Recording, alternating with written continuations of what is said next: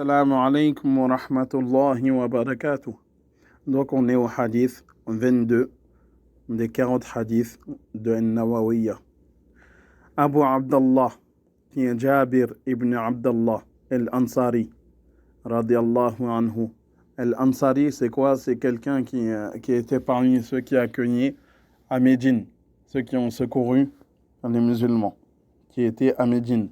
Et aussi, on peut voir aussi dans d'autres hadiths, le nom qui est mentionné de celui qui rapporte le hadith, c'est Nu'man ibn Qawqal. Et oui, mashallah, dans cette religion, on fait attention vraiment aux chaînes de transmission, et etc.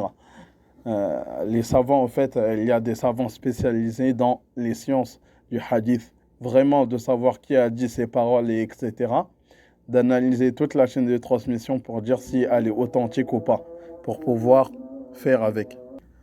Ils analysent toutes les personnes qui ont pu participer à la propagation du hadith, etc.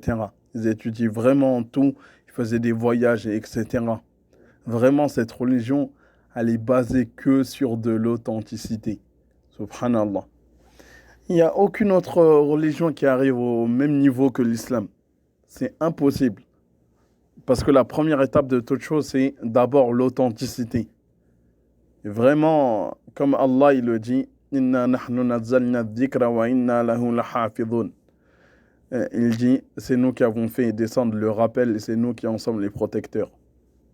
Et bien sûr, en même temps, le rappel, bien sûr, la législation, et c'est lui qui préserve cette législation. Comment il la préserve? C'est-à-dire, il l'inspire. Il peut inspirer à des personnes d'apprendre par cœur et de faire des choses. En tout cas, on ne va pas trop s'étaler sur ce point, excusez-moi. Donc, il dit, dis-moi si j'accomplis mes prières obligatoires. Jeûne le mois de Ramadan. Fais ce qui est licite en toute conviction. M'éloigne de ce qui est illicite sans rien ajouter à cela. Entrerai-je au paradis? Et le prophète Sassam répondit, oui. On voit dans ce hadith, il n'a pas été évoqué les choses de deux piliers parmi les 5 piliers de l'islam qui sont la zakat, l'aumône légale et exactement le hajj. Parce que la zakat, en fait, il faut avoir un palier. Il faut avoir un palier d'argent qui te permettra, si tu atteins ce palier, de pouvoir apprendre les règles de la zakat et de verser la zakat. Si tu n'as pas atteint ce palier, il ne t'est pas éligible. Donc peut-être qu'il était pauvre, donc il n'avait pas besoin de citer cela, en fait, ça ne le concernait pas trop.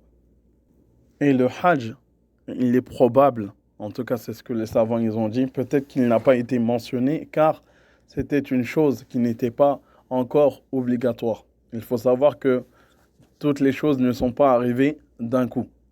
Et que des fois, les hadiths, au fait, il peut y avoir des intermittences. Enfin, il y a du temps entre le fait qu'il légifère certaines choses à Allah.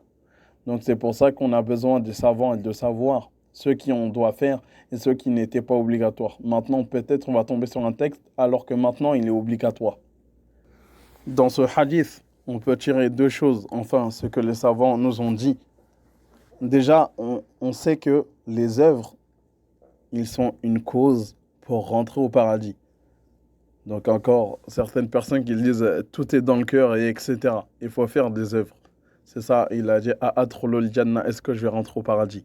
Et en même temps aussi, ça peut répondre à une fausseté que certaines sectes disent, surtout les soufis. Ils disent que certes, on n'a pas besoin, on n'a pas besoin d'adorer Allah en espérant le paradis et en craignant l'enfer. On s'éloigne de ça, au fait, tu l'adores parce que tu l'aimes seulement. On se demande pourquoi. Ils demandent, est-ce que si je fais ça, je vais rentrer au paradis? En mentionnant les actes. Et après, et encore plus clair, c'est la parole de Ibrahim alayhi salam dans Surat al-Shu'ara, qui dit dans le sens des versets, fais que je sois l'un des héritiers du jardin des délices. هذا والله أعلم وصلى الله على نبينا محمد.